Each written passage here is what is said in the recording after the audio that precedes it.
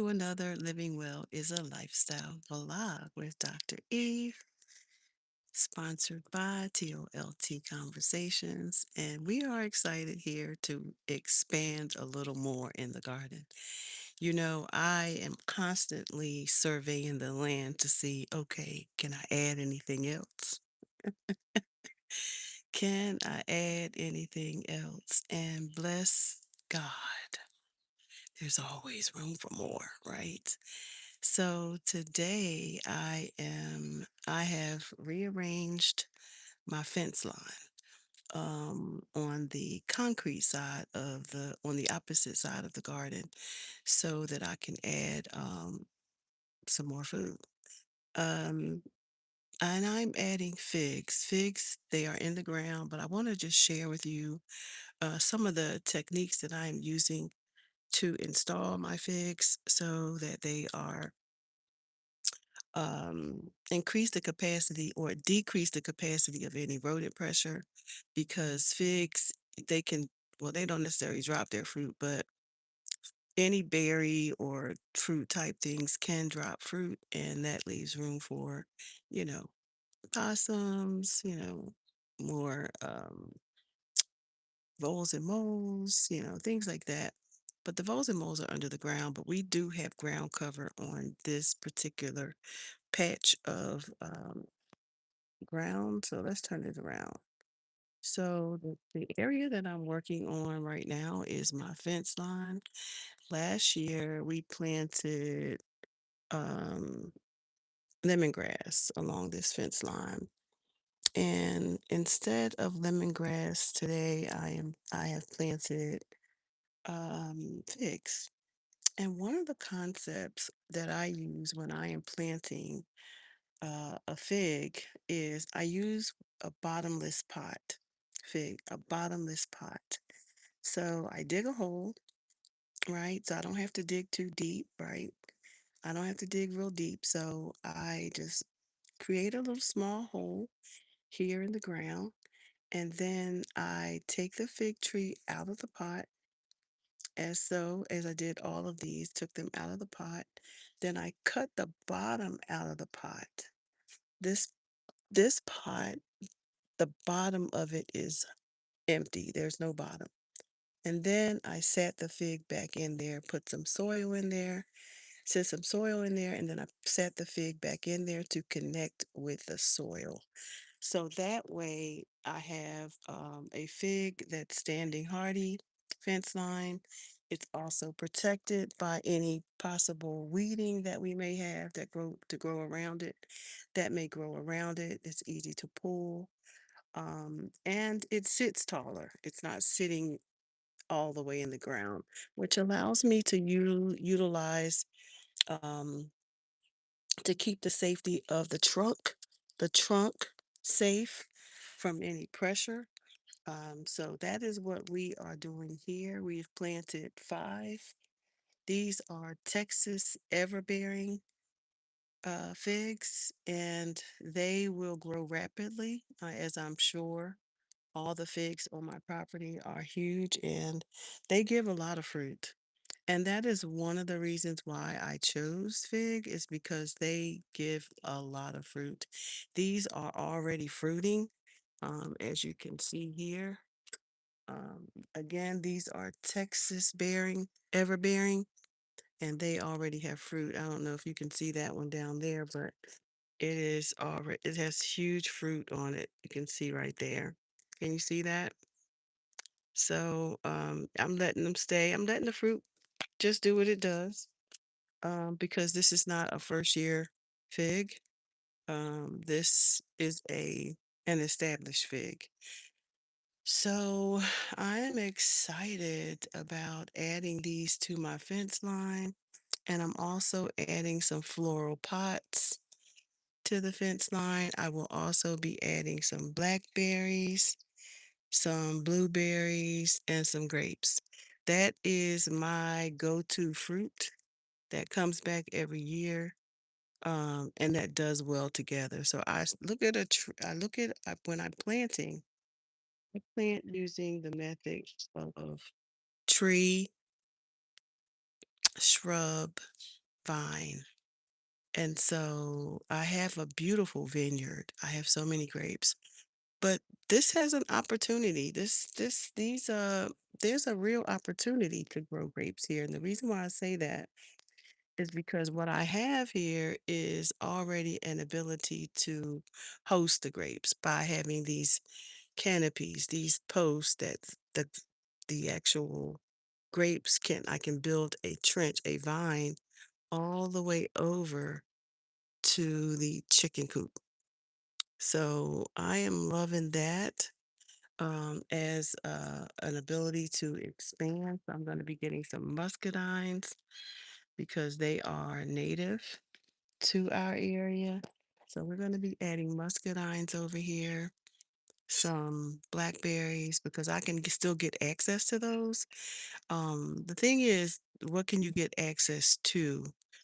And right now, I can still get access to blackberries and I can still get access to um, muscadines, grapes. So that's what we're going to do because why? We need to be growing lots and lots and lots of food. This is right outside my kitchen area um, and pantry. So this is a good place to have them. This is not the main garden. This is like my this is like my entrance. So I'm occupying this is my entrance to my garden, to my back area. And so that makes it easier to use all this ground. Use all of your ground. Like you want to use all of the ground that you have. And as you can see, I have room for pots. I have room for some things over here. So I will be utilizing this space as well, making it nice and hardy for growing food. So anyway, I just wanted to come really quickly and share with you all what we were doing. And we're going to be taking these bags and we're going to be using that soil and getting rid of this soil pile back here because we're going to get ready to also plant some sweet potatoes. So the garden is doing very, very well. Since we've now added, we have more than 100 plus fruit bearing shrubs, trees, and vines. And so um, we are we're just doing what we need to do, and we want to help you do what you need to do. As a human service industry expert, my job is to provide access, education, and support. Access, education, and support that's followed by sound research that will help my community, individuals, families, and communities to grow, to sustain, to develop sustainable well being. That is my calling in life. And so we have seen every day, we see the news is in our face, the recalls are in our face, the pesticides are in our face, the harm is in our face. So many things are in our face, but we have to be a solution. We can stomp the ground, we can march, we can develop policy, we can do so many things, but you have to develop a solution, right? You have to be the solution to the problems. Thank you so much. And so, as a solutionist, I am showing what I'm doing, but I believe the first rule of thumb when we are sharing with our communities is is it that you expect, right, from your community? I expect to be an example, right? You have to be an example of what's possible in your community. Oh, yes, absolutely.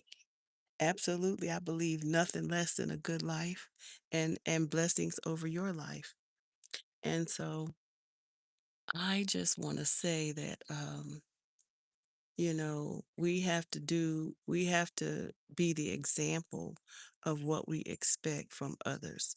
So grow food, everyone. Grow food, not grass.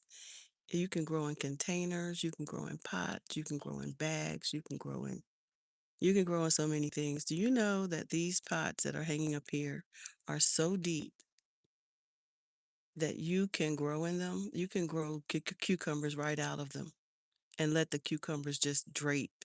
I've even thought of that, maybe even adding some more of these holders right here too. And this area doesn't get, it's not shaded, but it doesn't get like scorching heat, which I am so happy about because the main garden gets beat down really hard. But I have actually integrated a lot of trees so that next year it will have more shade. And I want that for I want that for my vegetables because I don't know what's happening with the climate, but I know that, hey, Starling,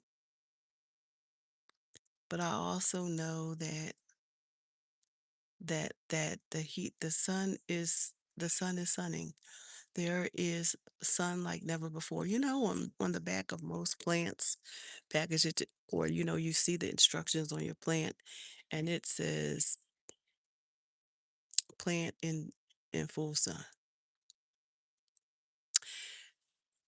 Do you know that planting that instruction may be even more harmful than ever before with things changing, with the solar system changes, with the things that are happening in the sky, climate change, in the ground, in the environment.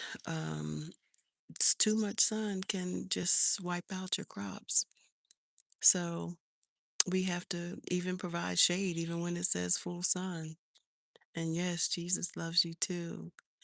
So thank you for being here. Just wanted to share. Get into this, y'all.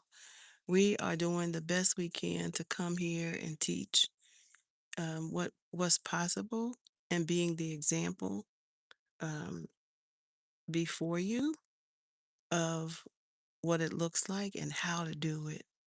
So fill the land, get you a pan, get you a pot, get your seed, to get to the plant and the plot. And that is the goal, to develop sustainable well-being, not just for you as an individual, but for your family and for your community. This is a micro, meso, macro thing, y'all. Um, we have to do this at all levels. So I am excited to share with you another video. Again, I hope that you enjoyed this video. Get to growing something. Plant a tree, plant a shrub, plant a vine. Something that will come back every single year. Plant a tree, a shrub, and a vine. Bye. Thank you for subbing. Okay, everyone, I'm Dr. Eve, and remember that living well is a lifestyle that you get to cultivate. So until next time, bye for now.